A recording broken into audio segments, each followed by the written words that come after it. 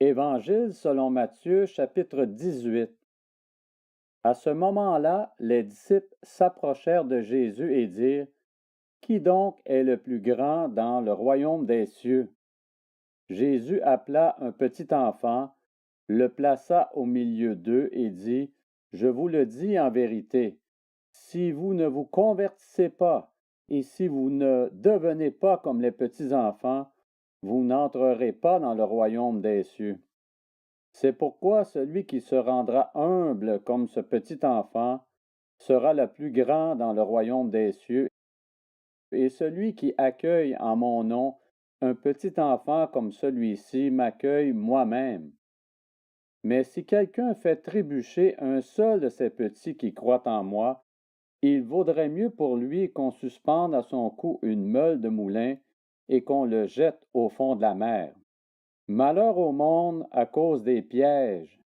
Les pièges sont inévitables, mais malheur à l'homme qui en est responsable. Si ta main ou ton pied te pousse à mal agir, coupe-les et jette-les loin de toi. Mieux vaut pour toi entrer dans la vie boiteux ou manchot que d'avoir 2 pieds ou 2 mains et d'être jeté dans le feu éternel.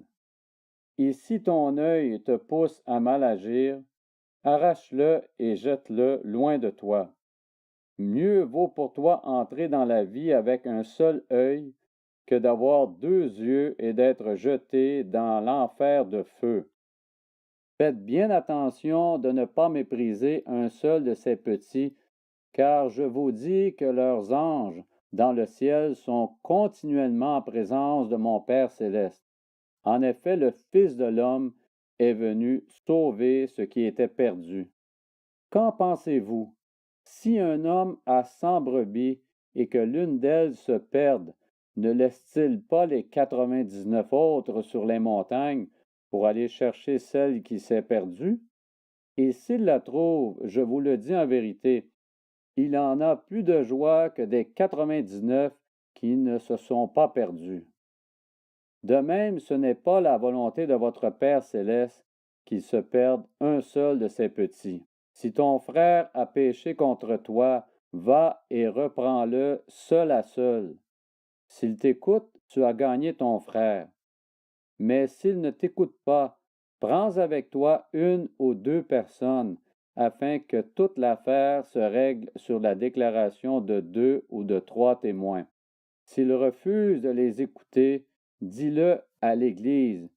Et s'il refuse aussi d'écouter l'Église, qu'il soit à tes yeux comme le membre d'un autre peuple et le collecteur d'impôts. Je vous le dis en vérité, tout ce que vous lierez sur la terre aura été lié au ciel, et tout ce que vous délierez sur la terre aura été délié au ciel.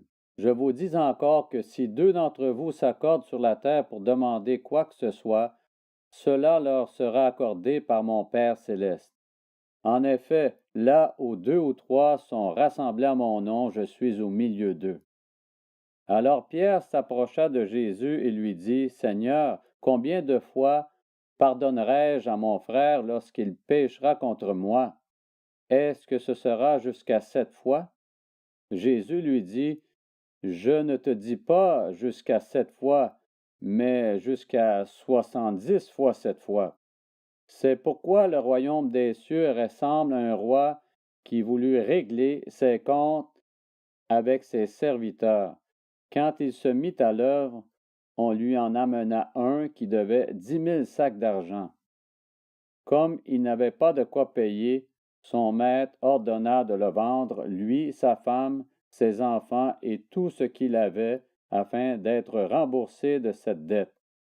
Le serviteur se jeta par terre et se prosterna devant lui en disant, Seigneur, prends patience envers moi et je te paierai tout.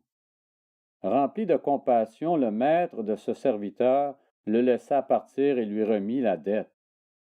Une fois sorti, ce serviteur rencontra un de ses compagnons qui lui devait 100 pièces d'argent. Il l'attrapa à la gorge et se mit à l'étrangler en disant, paie ce que tu me dois. Son compagnon tomba à ses pieds en le suppliant, prends patience envers moi et je te paierai. Mais l'autre ne voulut pas et alla le faire jeter en prison jusqu'à ce qu'il ait payé ce qu'il devait. À la vue de ce qui était arrivé, ses compagnons furent profondément attristés, et ils allèrent raconter à leur maître tout ce qui s'était passé. Alors le maître fit appeler ce serviteur et lui dit, méchant serviteur, je t'avais remis en entier ta dette parce que tu m'en avais supplié. Ne devais-tu pas, toi aussi, avoir pitié de ton compagnon, comme j'ai eu pitié de toi? Et son maître, irrité, le livra au bourreau jusqu'à ce qu'il ait payé tout ce qu'il devait. C'est ainsi que mon Père céleste vous traitera si chacun de vous ne pardonne pas à son frère de tout son cœur.